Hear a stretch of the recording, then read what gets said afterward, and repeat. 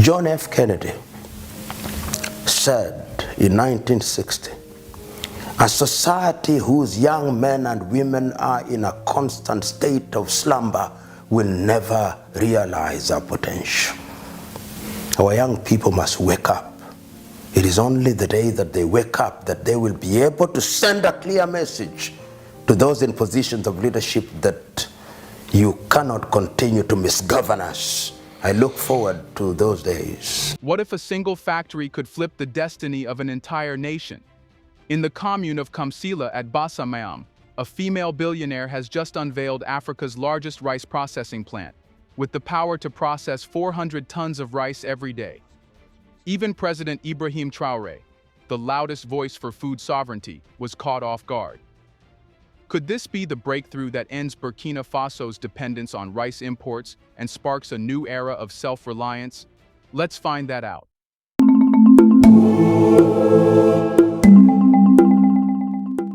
The announcement did not come from the presidential palace, nor from a government podium in Ouagadougou. Instead, it came quietly but powerfully from the Kadogo region, where an unexpected unveiling has now seized the nation's imagination. A Burkinabe female billionaire, long admired for her wealth but never seen as a political player, has revealed a project that is already being called a national game changer, a rice processing plant of unprecedented scale, the largest in Africa. The sheer scope of the facility is what has stunned observers. With the ability to process 400 tons of rice per day, the plant does not merely add to Burkina Faso's industrial landscape, it reshapes it. For years, the country has been forced to spend millions on imported rice to meet the needs of its citizens, with ships from Asia unloading bags that became daily staples across households. Now, standing in Bassa-Mayam is an industrial behemoth capable of flipping that dependency on its head. What makes this news even more startling is how it blindsided the political leadership itself. President Ibrahim Traoré has made agricultural transformation and food sovereignty central to his rhetoric, urging Burkinabe to believe in their own capacity to feed themselves. Yet even he, insiders suggest, was caught by surprise at the scale of what this single investor had accomplished. Ministers who visited the site in the days following the announcement reportedly spoke of a revolution hidden in plain sight, noting that the government had offered support but had not anticipated such an audacious final product. For ordinary citizens, the news traveled fast through radio broadcasts, social media posts, and whispers in marketplaces. In Ouagadougou, young vendors spoke with awe about the possibility that their country could soon export rice instead of importing it. In Bobo Dioulasso, farmers gathered to listen to local leaders explain how the plant could transform their harvests into steady income. In Kaya and Koudougou, women's groups discussed what jobs and opportunities might now flow into their communities. The billionaire herself, while not yet making an elaborate public speech, has positioned the project as more than a business venture. Her representatives have emphasized that the goal is not merely profit, but sovereignty, a word that has gained enormous political weight under Traoré's leadership. In a region where dependency on foreign goods has too often translated into dependency on foreign powers, the Kadogo plant represents something symbolic, an assertion that Burkina Faso can take control of its food future with its own hands and resources. For Burkina Faso's economy, this breaking news is more than a story of scale. It is a story of confidence. Investors across West Africa are now asking what it means that a landlocked country with limited infrastructure has managed to host the largest rice plant on the continent. Diplomats are quietly acknowledging that Burkina Faso has scored an unexpected win in its campaign for economic independence. And within the country itself, the news has already been reframed as a rallying cry. If a single private citizen can transform the food landscape, what could happen if the entire nation mobilized around the same vision? The breaking news also carries cultural weight. Food in Africa is never just food. It is identity, it is pride, it is dignity. For a nation often portrayed as struggling, the fact that Burkina Faso now houses the continent's largest rice facility shifts perceptions at home and abroad. Suddenly, the Sahel is not just a story of insecurity or drought. It is also a story of innovation, industry, and surprise breakthroughs. And yet, behind the headlines and political shockwaves, lies the practical question that everyone is now asking. What makes this facility so different? Rice mills exist across Africa, but none have generated such excitement or been hailed as revolutionary. The answer lies not in the size of the building alone, but in the technology that hums within it. Step beyond the gates of the Katogo rice plant and the reason behind the national shock becomes clear. This is not just a warehouse of machines. It is an ecosystem of precision and power, engineered to take a raw harvest and transform it into polished, market-ready rice that can rival anything imported from Asia. The sheer sophistication of the facility is what sets it apart, a quiet revolution humming through its steel veins. At its core, the plant runs a streamlined process that integrates every stage of rice handling into one continuous chain. Trucks loaded with freshly harvested rice arrive at the intake bays, where the grain is immediately cleaned of dust, stones, and impurities that have traditionally plagued local harvests. From there, conveyor systems channel the rice into high-capacity washing units that scrub away husks and dirt, a step that not only improves hygiene but also guarantees uniformity, the very quality often lacking in African rice when compared with imports. Once washed, the rice passes into polishing machines that give it a gleaming finish, removing the rough edges that once signaled low grade to local and international buyers. But the real marvel comes in the milling halls. Here, automated lines separate broken grains from intact kernels with surgical precision. Broken rice, once dismissed as waste, is packaged separately for markets that demand it, ensuring nothing is lost. Intact grains are sorted by size and weight, ready to be branded as premium Burkina Faso rice. Packaging is where the transformation becomes visible. The plant has adopted world-class branding techniques, producing bags that meet international retail standards. Instead of sacks tied with rope or stamped with fading ink, rice leaves Katogo in sealed, printed packaging carrying a Burkina Faso identity that signals both quality and pride. It is not just rice anymore. It is a product with dignity, ready to sit on shelves from Ouagadougou supermarkets to regional export hubs. The facility is also designed with efficiency in mind. Energy-saving systems minimize power use, while integrated storage silos prevent spoilage, extending shelf life and ensuring rice flows to markets year-round rather than in erratic bursts. More importantly, the plant directly tackles one of Africa's silent crises: post-harvest loss. Across the continent, millions of tons of grain rot before reaching consumers due to poor storage and weak infrastructure.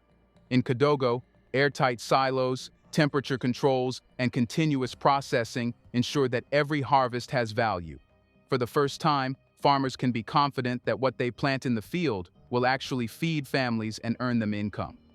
Another revolutionary feature is the plant's adaptability. Engineers designed it not as a rigid factory, but as a flexible processing unit capable of scaling up operations in response to market demand. This means Burkina Faso can adjust production to domestic needs during times of crisis, such as drought or global supply shocks, while also targeting exports when surpluses emerge. In an era when international rice prices spike unpredictably, this flexibility is as much a weapon as a shield. The Katogo plant also serves as a training ground for a new generation of technicians. Rather than relying on imported expertise, the billionaire behind the project insisted on incorporating local engineers and technicians into the build and operation. Workshops have been established on site to train young Burkina Faso in machine maintenance, packaging logistics, and quality control. In a country where technical training opportunities are limited, the plant doubles as a school, one that produces skills alongside rice. In many ways, what lies inside Katogo is more than industrial equipment. It is a vision of sovereignty translated into steel and automation. The facility is proof that Burkina Faso can match the standards that global markets demand, not by imitation, but through innovation rooted in its own needs. And yet, the most powerful effects of this machinery are not found in its conveyor belts or storage silos. They are found in the fields, in the lives of those whose hands plant the seeds and harvest the stalks. So, how does this industrial giant reshape the everyday lives of farmers, women, and youth who now stand at the heart of Burkina Faso's agricultural revolution? Let's pause for a second to say, big thank you to the Black Culture Diary community, where Black voices, stories, and legacies are preserved and amplified. By becoming a member, you're not just supporting the channel, you're becoming part of a powerful cultural movement. Let's continue. The heartbeat of the Katogo plant does not lie in its machines, but in the people it empowers. For years, farmers in Burkina Faso lived under the burden of uncertainty. They planted rice with hope, but too often their harvests ended in disappointment, spoiled crops, prices undercut by imports, or middlemen who bought cheap and sold high. The opening of Africa's largest rice plant changes that equation overnight. Farmers now stand at the threshold of stability.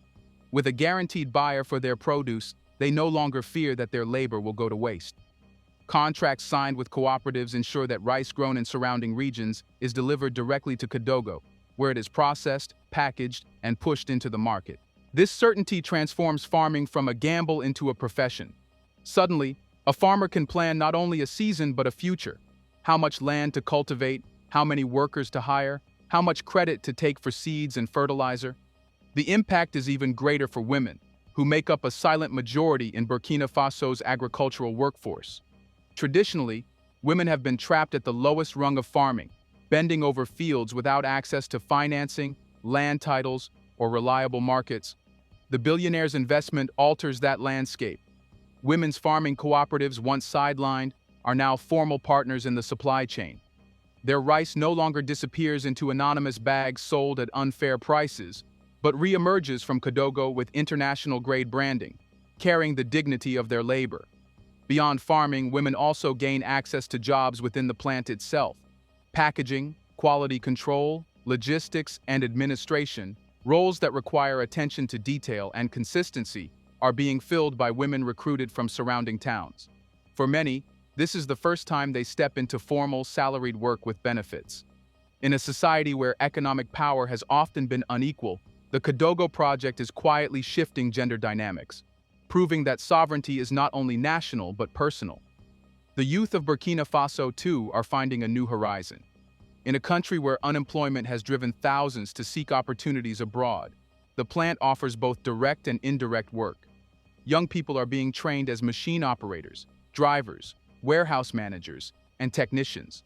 Others find opportunities in secondary industries, transport companies moving rice to markets, vendors supplying tools and uniforms, or entrepreneurs launching restaurants and services around the bustling new industrial hub.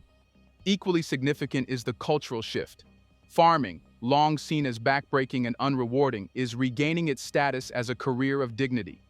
The guarantee of a steady income changes how young people view agriculture. Instead of fleeing rural life, many are reconsidering it, seeing farming not as a trap, but as an entry point into a modern economy. For a generation that has grown up under the shadow of instability, this plant is more than a workplace. It is a symbol that progress is possible at home. The ripple effects are already visible. Schools in Kidogo report rising attendance as parents earn enough to cover fees. Local markets are seeing new activity, with farmers spending more freely and families investing in better housing. Clinics are witnessing improvements in nutrition as households can afford more varied diets. What began as an industrial project is now weaving itself into the social fabric of Burkina Faso, bringing dignity and opportunity to communities long left behind. And yet, as powerful as these transformations are, they carry a deeper significance. They are not just economic wins, they are political ones. By empowering farmers, women, and youth, the Kidogo plant strengthens the very foundation of Ibrahim Traoré's message, that sovereignty must be built on the people's ability to provide for themselves. The question now becomes, how will this industrial gift reshape Traoré's political standing? And what message does it send to Burkina Faso's allies and rivals abroad? Here's a reminder to please like and share the video and subscribe to our channel to watch more videos on Black culture, history, civilization, and identity. Let's continue now. For President Ibrahim Traoré, the rise of the Kidogo rice plant is more than an economic milestone. It is a political windfall. Since assuming leadership in 2022, Traoré has staked his legitimacy on a bold vision, that Burkina Faso must break free from external dependency and reclaim its sovereignty, beginning with food. His speeches have carried this refrain from village rallies to international summits, but rhetoric alone could not silence skeptics who questioned whether such ideals could be translated into reality. The Billionaire's project now delivers proof on the ground, solidifying his narrative with bricks, steel, and grain. Domestically, the symbolism could not be clearer. Traoré has long argued that sovereignty is not an abstract concept, but something lived by ordinary people. by empowering farmers, women, and youth through a facility that guarantees markets and jobs. The billionaire's investment mirrors and magnifies his political message. To Burkina Faso citizens, it looks as if his words have materialized into action, even if the surprise came from outside the state's own planning. The plant, though privately financed, is already being spoken of as a cornerstone of his broader project for national rebirth. This alignment has immediate political dividends. Opposition voices that criticize the government's reliance on slogans rather than policies now face a new reality. Burkina Faso has tangible evidence of industrial progress. For Traoré's supporters, the narrative is even stronger. They see a leader whose vision is so compelling that it has inspired private citizens to invest at an unprecedented scale. In a country where politics often feels distant from people's daily lives, the plan bridges that gap, showing how sovereignty can directly improve livelihoods. The plant also strengthens Traoré's hand regionally. The Sahel is in a period of turbulence, with Burkina Faso, Mali, and Niger defying ECOWAS pressure and charting a new course through the Alliance of Sahel States (AES). In this climate, every act of self-reliance is politically charged. The Kadogo project demonstrates that Burkina Faso can deliver development without Western aid packages or conditional loans. This bolsters Traoré's argument that African states can forge their own path, independent of the financial and political dictates of former colonial powers. Internationally, the implications are just as profound. For Western capitals, the news from Kadogo complicates the narrative that Burkina Faso is spiraling into isolation under military leadership. Instead, it presents an image of a nation moving towards stability and innovation through homegrown initiatives. For allies like Russia and China, it reinforces the argument that sovereignty and industrial growth in Africa are achievable without Western tutelage. Diplomats in Ouagadougou are already recalibrating their assessments, recognizing that Burkina Faso is no longer content to be a passive recipient of external help, but is building internal strength. There is also a subtle but powerful gendered dimension to politics. The fact that the driving force behind this plant is a woman billionaire reframes the conversation about power and development. For Traoré, who has emphasized youth and inclusivity in his rhetoric, this becomes another proof point. Sovereignty is not confined to military barracks or government offices, but is being advanced by Burkina Faso citizens of every background. The political message is one of collective effort, and that makes his sovereignty project harder to dismiss as mere populism. Still, this unexpected gift also presents challenges. The government must now decide how to integrate the Kadogo plant into its broader food strategy, without appearing to ride the coattails of private wealth. Traoré cannot afford to let such a milestone appear disconnected from state policy, but he must also avoid giving the impression that sovereignty can be outsourced to billionaires. Balancing this tension will require careful framing, ensuring that the plant is celebrated as part of a national movement rather than an isolated achievement. Yet even with these complexities, the political momentum is undeniable. With one industrial hub, Traoré's sovereignty vision has gained not only credibility, but also permanence. Unlike a speech or a manifesto, the Kadogo plant cannot be erased by critics. It stands as a physical embodiment of a political idea. And because it is tangible, it reshapes how Burkina Faso is perceived across the continent. Which leads to the next question. If one facility can so profoundly alter Burkina Faso's political landscape, what lessons might it hold for Africa at large? Could Kadogo become a continental model for sovereignty through industrialization? The question is not rhetorical.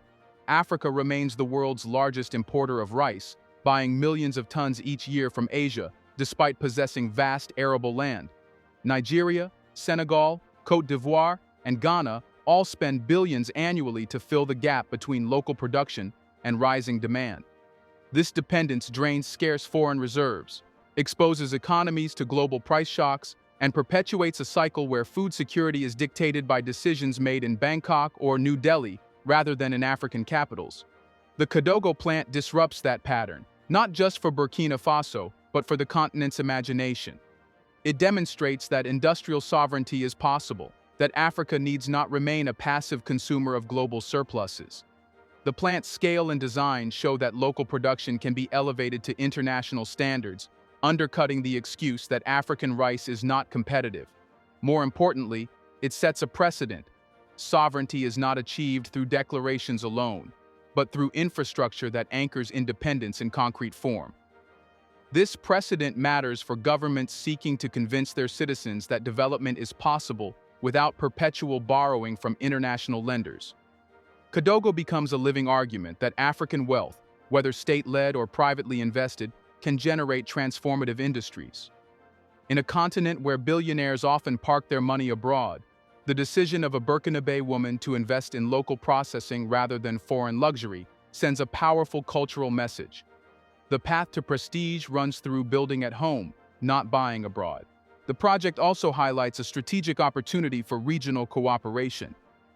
West Africa has been discussing food sovereignty for decades, but progress has often been slowed by fragmented policies.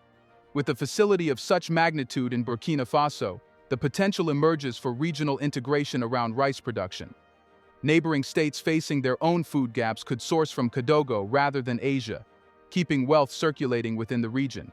Over time, similar facilities could spring up in Senegal for groundnuts, in Côte d'Ivoire for cocoa, or in Tanzania for maize, each nation reinforcing a collective drive toward independence. But the continental implications are not purely economic. They are also psychological. Africa's story has too often been written by what it lacks: food, infrastructure, and investment, rather than by what it builds. Kidogo interrupts that narrative. It reframes the conversation by offering an African example of success that does not come with strings attached. No foreign aid logo sits on the plant's gates, no external donor dictates its operation. It is an African creation, financed and executed by Africans for African needs. That shift in perception could be as valuable as the tons of rice it produces. Still, the challenge for the continent is whether others will follow the model. The Kidogo plant may inspire, but inspiration alone will not uproot entrenched systems of import dependency. Governments must muster the political courage to support local production, even if it disrupts established trade relationships. African investors must be willing to channel wealth into long-term industries rather than short-term profits. And citizens must be ready to embrace locally processed goods with the same pride they currently reserve for imports. If these conditions are met, the implications are enormous. Africa could begin to wean itself off the dependency that has long undermined its sovereignty. It could redirect billions in import costs towards schools, roads, and industries. And it could finally align its vast natural potential with the needs of its people. Kidogo, then, is not just a Burkina Faso milestone. It is a mirror held up to the continent, asking whether others will dare to see themselves in its reflection. If Burkina Faso, a country often dismissed as fragile, can host Africa's largest rice facility, then the possibilities for stronger economies with greater resources are limitless. The plant has already answered the question of whether a single facility can alter a nation's destiny. The next question belongs to Africa. Will it allow Kidogo to remain an isolated triumph, or will it use it as the blueprint for a continental march toward food sovereignty? Do you think Africa is finally ready to break free from rice imports? Should more African billionaires invest at home like this? Let us know in the comments section. Could Kidogo be the spark that inspires a continental food revolution? Do you want to watch more videos like this one? If so, subscribe to our channel and press the bell icon next to it. We have decided to bring videos on something nobody talks about: the Black culture, civilization, history, and evidence about how glorious Blacks have been. Thanks for watching, and until the next video, stay tuned.